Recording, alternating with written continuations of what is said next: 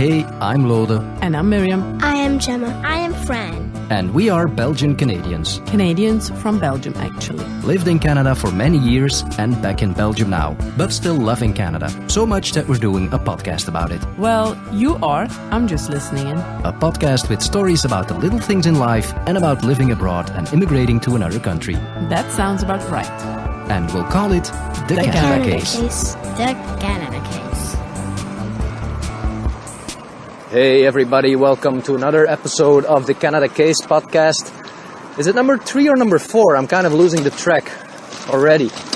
So early into the season, in the first season of the Canada Case podcast. Anyway, this is a new episode of the podcast.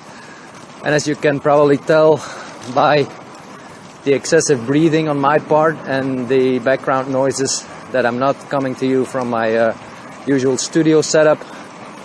But this episode is actually completely and fully recorded on my bicycle. I'm driving to work right now on my bike, something I do virtually every day. At least I'm doing a small portion of it. If you would do it by car, the drive from my home, the small town I live in Belgium, to my office in Brussels is about 50 kilometers, which is about 30 US miles. I'm doing most of it by train, but the first and the last stretch of my daily commute is on a bicycle. And that's what I'm doing right now. So the first part, I'm driving my bike for about 8 kilometers from my home to the nearest train station in a small city called London. And there I take the train, and then my last 3 or 4 kilometers in Brussels are by bike as well. I'm using the Vilos there in Brussels, the rental bikes offered by the city.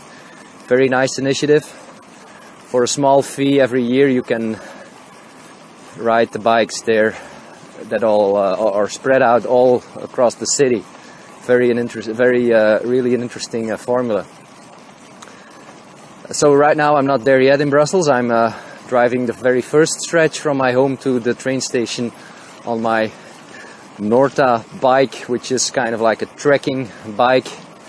Not a mountain bike or not a super slick and thin and lightweight road bike, something in between. I've been using this bike for 15 years now, very happy with it. Hasn't let me down a single day, and using it now to commute every day. So if you add all the mileage up, in the morning it's about 8 kilometers plus the 4 in Brussels, so 12, and then in the evening I'm doing the same again, the opposite way obviously. I'm coming back from Brussels to my home using the same ways of transportation. So if you add all that up, I'm hitting about 24 kilometers per day, which I'm very proud of, to be honest. Yay for me, yeah. No, seriously, I think that's helped me with my health. It has improved my health. As you know, if you're stuck inside the whole time, especially in the winter time, you do get colds and coughs, and you feel sick more than you should. And I must say, since I started biking again in April, a few months after we came back from Canada, since April, since my biking adventure every morning, I have to tell you, I've not been sick anymore. So knock on wood, obviously, because you know what happens usually when you tell people this, then the next day you're in bed with high fever. But no, right now, as of yet, the effects on my health have been very positive. I'm keeping my weight under control. That's never been an issue, but still, I just feel very healthy, and I've never been sick since I'm commuting by bike again. So that's something I really, really like. I'm taking a few pictures as well while I drive here, because I want to show you actually that I'm on a really, really nice trail right now. As you can tell, the car noises and the background noises have mostly been gone since a few minutes. That's because I'm driving on a special bike or pedestrian lane right now, like a foot and bike trail that used to be an old railway. Back in the day, this was a railway between London, that town I just told you about where I take the train, and another city, Gembloux, in the French-speaking part of the country. It was a 40-kilometer long rail line. It stopped operating end of the 70s, early 80s, and then in the 90s they transformed it into this paved bike and pedestrian trail. So it's paved all the way from London to Gembloux, a paved bike path for 40 kilometers, and it is completely traffic free. By that I mean it has its own lanes. It's going through the fields. I guess it's cornfields. Yeah, I've been driving here in the summer. I didn't notice what was going on the fields. I guess it's cornfields anyway. Corns or carrots, either of them. And there's not a single car you pass. There are some intersections, obviously, where you have to cross real roads or bigger roads, but it's also very well lit and indicated. It's a fun trail to do. And I'm using only about 7 kilometers of that trail, but I've done it in the summer. I've done the whole route from London to Gembloux, and it was amazing. I love those bike trails. The situation in Brussels is different, obviously. There, when I'm biking, I have to mingle with all the other traffic. It can be very hectic and dangerous, outright dangerous in Brussels. So I really prefer driving on this stretch of road or path, and makes it so much more comfortable. Sorry for my breathing, by the way. I just noticed that I'm breathing like an idiot, and I know that the effect on many people is to go crazy when you're hearing somebody breathing into a microphone, but I guess for now you'll have to do with it, because this week's episode is recorded on my bike. So another interesting thing, we just crossed the regional border. Belgium is divided into two parts. You have a Flemish-speaking and a French-speaking part. I'm living in the French-speaking part, very close to the linguistic border or the regional border. And I just crossed from Wallonia into Flanders, which is the northern part, the Flemish-speaking part of Belgium. And Flemish is the regional variety of Dutch.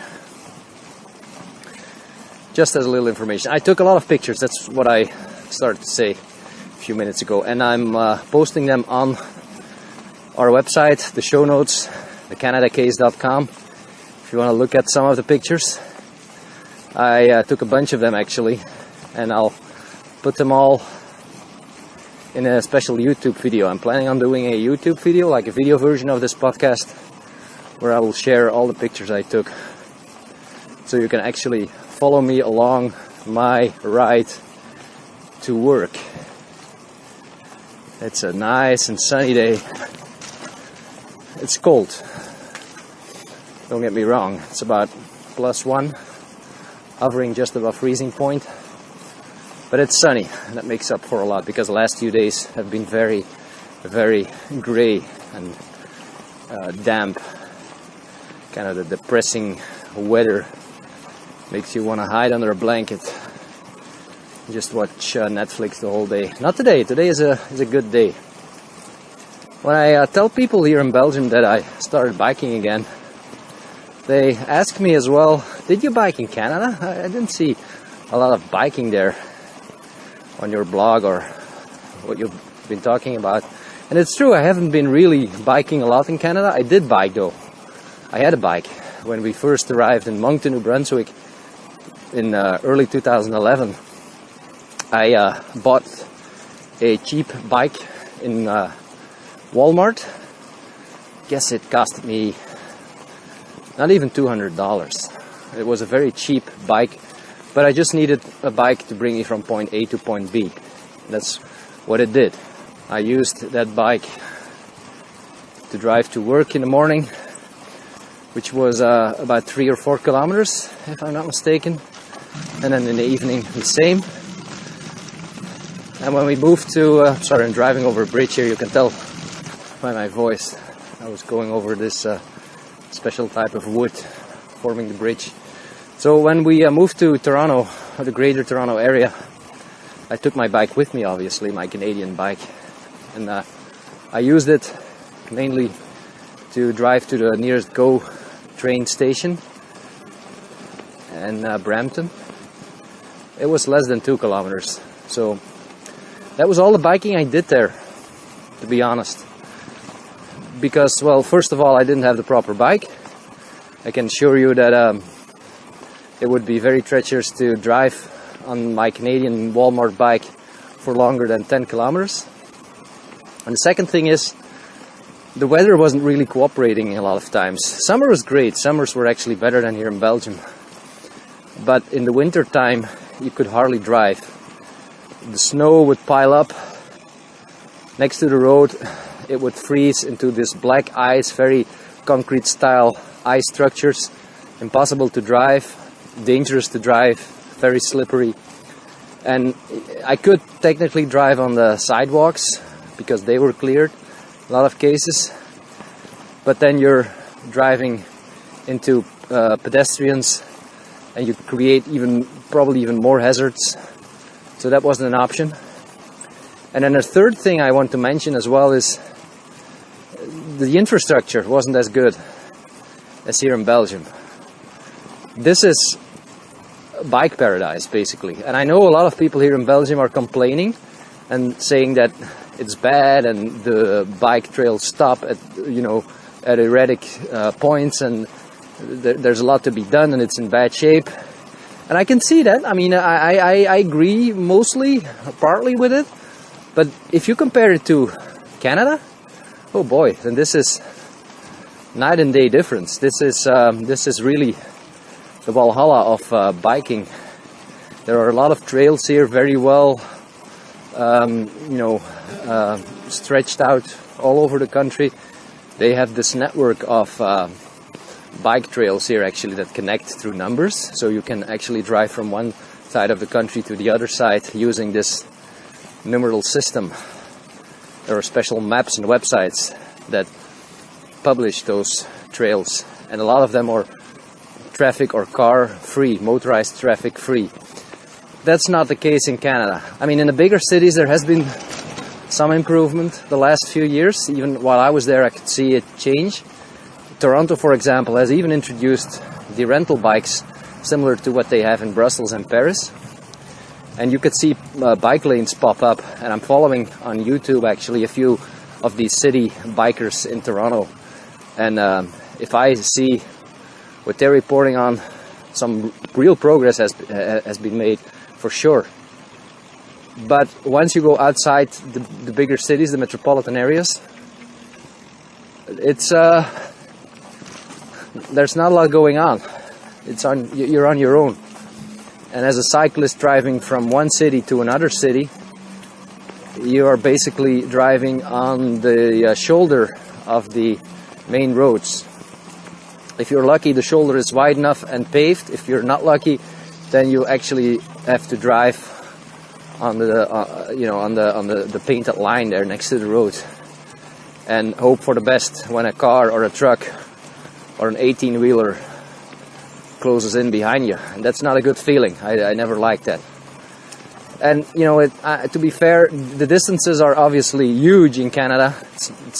There's nothing to compare with Belgium there, because it's such a huge country and it's impossible to get some decent bike lanes between cities.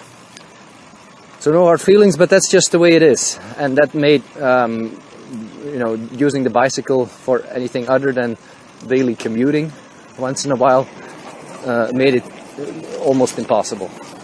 So to answer the question, I have biked a little bit in Canada, but not to the extent I'm biking here.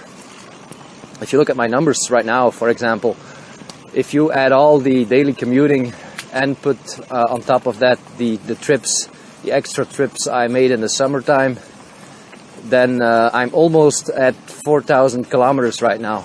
I just crossed the 4,000 kilometers threshold. It's another thing to be very proud of.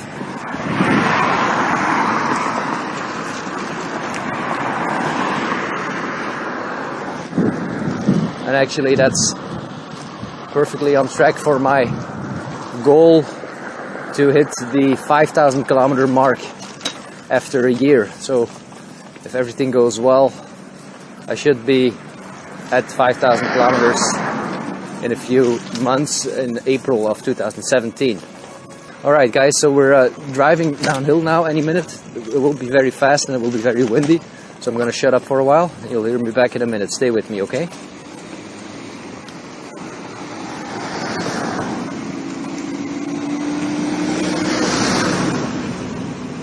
Alright folks, I'm at the end of this downhill section of the road in a little valley now for a few meters, and then it goes uphill again because the train station is located on top of this small hill where the village of London, or the city of London, is built on. So there we go again, it's uphill now. That's the tough part, obviously. It's the toughest part of the ride actually, what's following now.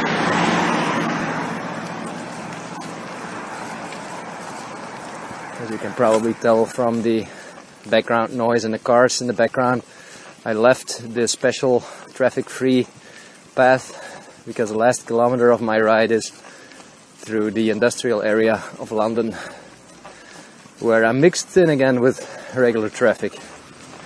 But there are some sidewalks and special lanes for bikes, so it's not too shabby. Alright, I'm on top of the hill now. I have the train station in sight. I will park my bike there in one of the special bike parking areas, and then I'll take the train to Brussels. Guess I'll wrap this episode up right now. Thanks for listening, and a few announcements. If you want to become an ambassador of the Canada Case podcast, it's completely free and your name will be mentioned in one of the next episodes. Then you can sign up for that to be an ambassador on our website. It's at www.thecanadacase.com. Like us on Facebook, find us on Twitter, send me a message, and I'll be happy to hear you in the next episode of the Canada Case podcast. Have a great day, guys, wherever you are on the planet.